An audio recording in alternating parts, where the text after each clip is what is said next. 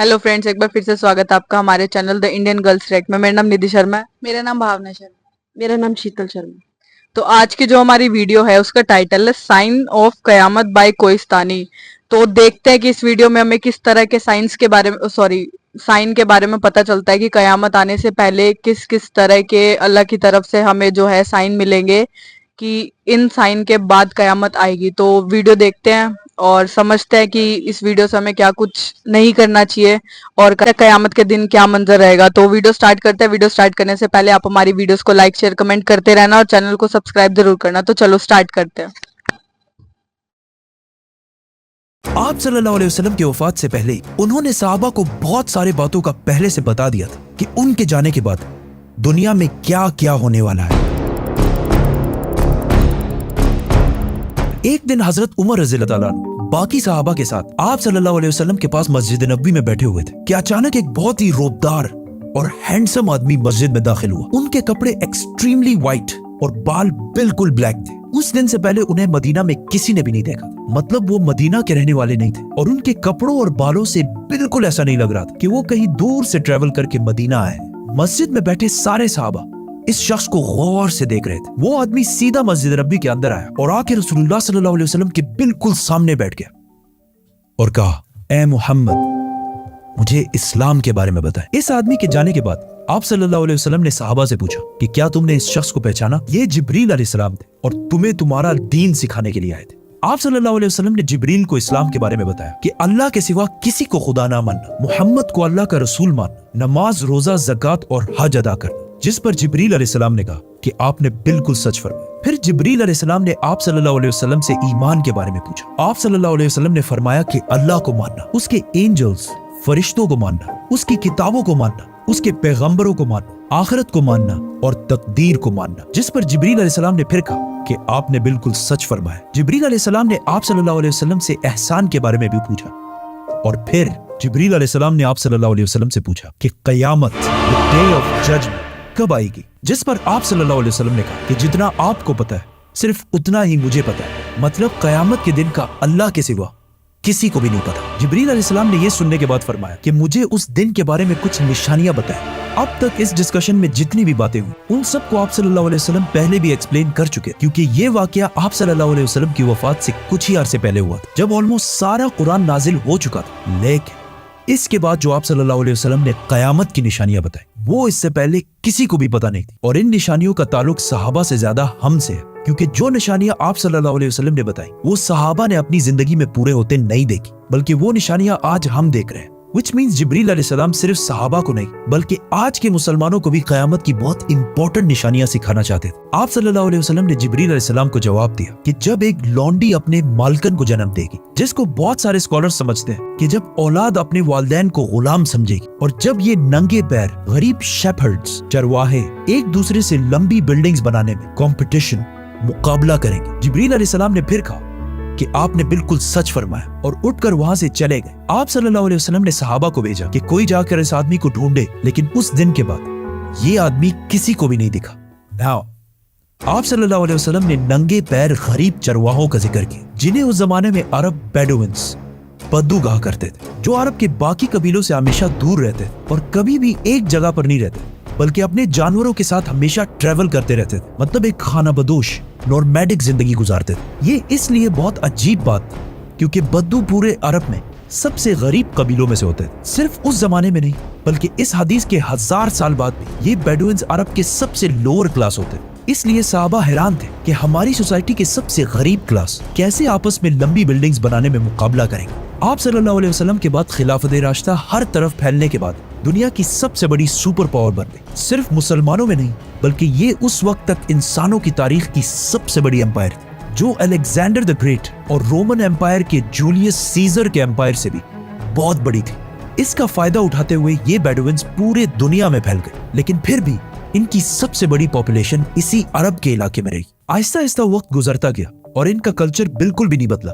ये बेडुइन्स उसी तरह अपनी जिंदगी गुजारते रहे। आखिर 1000 साल बाद उस्मानिया खिलाफत के आखिरी जमाने में दुनिया पुराने तरीकों से एक नई इंडस्ट्रियल एज की तरफ बढ़ने लगी। तो आखिर उस्मानी खलीफा सुल्तान अब्दुल हमीद ने मुसलमानों को भी मॉडर्न दुनिया की तरफ लाने के लिए बहुत स्ट्रॉन्ग रिफॉर्म्स की और पूरी एम्पायर में बहुत सारे प्रोजेक्ट शुरू किए, जिसमें इस्तांबुल से मदीना तक एक ट्रेन भी बनाई गई। लेकिन इस ट्रेन के रास्ते में हमेशा एक बहुत बड़ी रुकावट थी, यही बेडुइन्स, क्योंकि इन्हीं बेडुइन्स ने इससे बहुत साल पहले 1757 में 20,000 हाजियों को शहीद भी किया था, जिसके बाद उस्मानिया सल्तनत इनके कल्चर को चेंज करने लगी और इन्हें खानाबदोश नॉर्मैडिक जिंदगी से एक परमानेंट इलाके में सेटल करने की कोशिश की। लेकिन बेडुइन कबीले उस्मानिया सल्तनत के इन रिफॉर्म से बिल्कुल भी खुश नहीं थे और आखिर सऊदी अरब के पहले बादशाह इब्ने सऊद ने बेडुइन्स को यूनाइट करके ऑटोमन एम्पायर के खिलाफ एक फौज बनाई और फिर ब्रिटिश की मदद से इस पूरे इलाके को फतह कर लिया, जिसे आज हम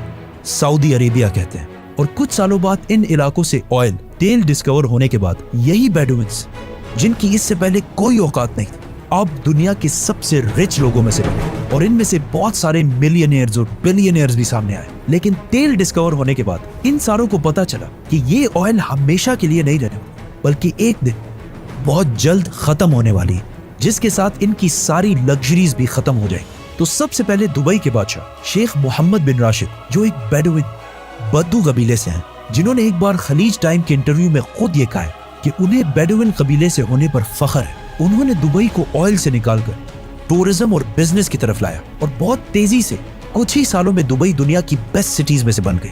और फिर कुछ सालों बाद दुनिया की सबसे लंबी बिल्डिंग बुर्जुल खलीफा भी दुबई में बनाई गई। ये अब तक इंसानों की बनाई हुई सबसे बड़ी बिल्डिंग थी। इससे पहले एक जमाने में, आज से 4500 साल पहले, इजिप्ट में फिरौनों के बनाए हुए pyramids, specifically the pyramid of Giza, इंसानों की बनाई हुई सबसे बड़ी बिल्डिंग और दुनिया की सबसे बड़ी बिल्डिंग होने का ये टाइटल इस पिरामिड के पास 3800 साल तक रहा। मतलब फिरौन के बाद 3800 साल तक कोई भी फिरौन से लंबी बिल्डिंग नहीं बना सके। लेकिन 3800 साल बाद यूरोप के एक चर्च ने पिरामिड्स का ये रिकॉर्ड तोड़ दिया, जिसके बाद पेरिस के आईफिल टावर और 9/11 में तबाह होने वाले वर्ल्ड ट्रेड सेंटर भी दुनिया की सबसे बड़ी बिल्डिंग्स रह चुकी है। इसके बारे में फिर हम बात करेंगे, तो सब्सक्राइब। दुबई के इस अजीम कामयाबी को देखकर सऊदी ने भी इसे कॉपी करना शुरू किया और मक्का में काबा के बिल्कुल सामने दुनिया की चौथी सबसे बड़ी बिल्डिंग बनाई और कुछ ही साल बाद दुनिया की सबसे बड़ी बिल्डिंग का ऐलान करती है, किंगडम टावर या जद्दा टावर, जो दुबई के बुर्ज खलीफा से भी बड़ी होगी और इस तरह सऊदी यूएई से आगे निकल जाएगा। इस सारे प्रोजेक्ट को हेड करने वाले का नाम अल वलीद बिन तलाल है, जो कुछ साल पहले दुनिया के सबसे अमीर अरब, जिनके कबीले का ताल्लुक अगेन एक बेडुइन कबीले से, जिसके बाद दुबई ने सऊदी से दोबारा आगे निकलने के लिए दुबई में एक नई दुनिया की सबसे बड़ी बिल्डिंग बनाने का ऐलान किया, जो इन दोनों बुर्ज खलीफा और जद्दा टावर से भी बड़ी होगी। और आजकल हर कुछ अरसे बाद बहुत तेजी से अरब में ऐसी लंबी बिल्डिंग्स के प्रोजेक्ट्स का ऐलान हो रहा है। इवन अरब कंट्रीज एक दूसरे को ये तक नहीं बता रही कि उनके अगले प्रोजेक्ट की हाइट क्या होगी, क्योंकि फिर बाकी अरब कंट्रीज उनसे आगे निकलने के लिए उससे भी बड़ी बिल्डिंग का ऐलान कर देंगे। और इस तरह लंबी बिल्डिंग्स बनाने का एक बहुत सख्त कंपटीशन इन सारे अरब मुमालिक में स्टार्ट हो चुका है, जिनमें ऑलमोस्ट सारे प्रोजेक्ट्स के पीछे ऐसे लोग हैं जिनका कोई ना कोई ताल्लुक उन्हीं बेडुइन कबीलों से। और आज ये जो कुछ भी हो रहा है, इस सब का रसूलुल्लाह सल्लल्लाहु अलैहि वसल्लम ने आज से 1400 साल पहले ही जिब्रील अलैहिस्सलाम और सहाबा को बता दिया था कि एक दिन ये बेडुइन्स, जो आज नंगे पैर और बहुत ही गरीब शेपर्ड्स, चरवाहे हैं, वो एक दूसरे से लंबी बिल्डिंग्स बनाने में मुकाबला करें। और ये कयामत की इतनी इंपॉर्टेंट निशानी है कि जिब्रील अलैहिस्सलाम खुद मुसलमानों को ये सिखाने आए थे। और आज रसूलुल्लाह सल्लल्लाहु अलैहि वसल्लम की बताई हुई इस निशानी को हम अपने आंखों के सामने पूरा होते देख रहे हैं। सब्सक्राइब।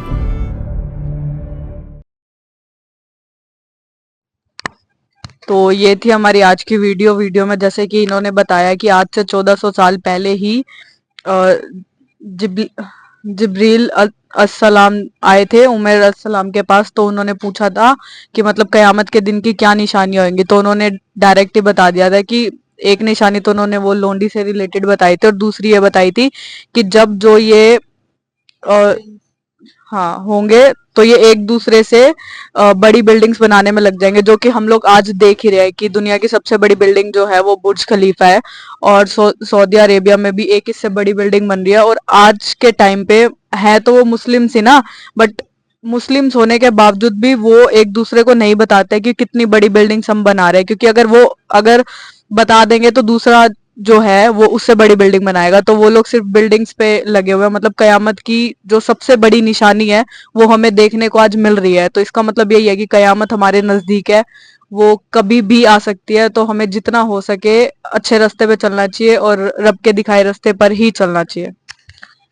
بہت انٹرسٹنگ ویڈیو تھی. اس میں مینلی یہی بتایا گیا کہ قیامت کے دن آنے والے ہیں نا, جس حساب سے انہوں نے پہلے پریڈکشن کی تھی کہ جب سعودی عرب کے جو پیڈوئنس ہے وہ اونچی بلڈنگز بنا لیں گے. تو ہاں یہ سب تو چل رہا ہے, اٹ مینز قیامت کے دن تو ساتھ میں ہی ہے, مطلب کہ پاس میں ہی ہے. تو اب رب کے راستے پہ چل لو, ابھی بھی ہمیں سائن دے رہے ہیں لوگ, تو دیکھتے ہیں قرآن ہمیں دے رہی ہے سائن, تو ہمیں اپنے ایک راستے پہ چلنا چاہیے, ہے نا. بہت اچھی ویڈیو تھی. اس ویڈیو میں یہی سمجھ آیا کہ یہ جو بتا رہے تھے کہ بچے ماں باپ کے آگے, جیسے جب یہ آئے گا, کیا کہتے ہیں اس کو, قیامت آئے گی, تو بچے ماں باپ کے آگے بولیں گے تو پتہ لگ جائے گا کہ بھئی قیامت آنے والی ہے, زیادہ دور نہیں ہے. میرے کو تو یہی اچھا لگا تھا. اور جو یہ بتایا گیا کہ بلڈنگ اس سے بھی اونچی بن جائے گی, جو برج خلیفہ ہے نا, اس سے بھی اونچی بلڈنگ بن جائے گی, تو قیامت کے دن نزدیک ہے. تو وہ تو دکھ ہی رہا ہے کہ بھئی جس حساب سے چل رہا ہے ماحول, تو قیامت زیادہ دور نہیں ہے, نزدیک ہی ہے. اس ویڈیو کو دیکھ کے سب سے مین چیز تو یہی سمجھ میں آتی ہے کہ جتنا ہو سکے رب کے راستے پہ چلو, ٹھیک ہے, اور کسی کا برا مت کرو اور اس کے دکھائے ہوئے راستے پہ چلو. تو ہو سکتا ہے کہ ہم جو ہمارے قیامت کے دن ہے اس دن ہمیں بھگوان بچا لے, اور جو بھی عذاب آئے گا اس سے ہمیں تھوڑا سا مطلب ایسے عذاب سے بچ جائے, ہم ہوپ سو. تو ملتا ہے آپ سے نیکسٹ ویڈیو میں, تب تک کے لیے آپ ہماری ویڈیوز کو لائک شیئر کمنٹ کرتے رہنا اور چینل کو سبسکرائب ضرور کرنا. Thank you so much.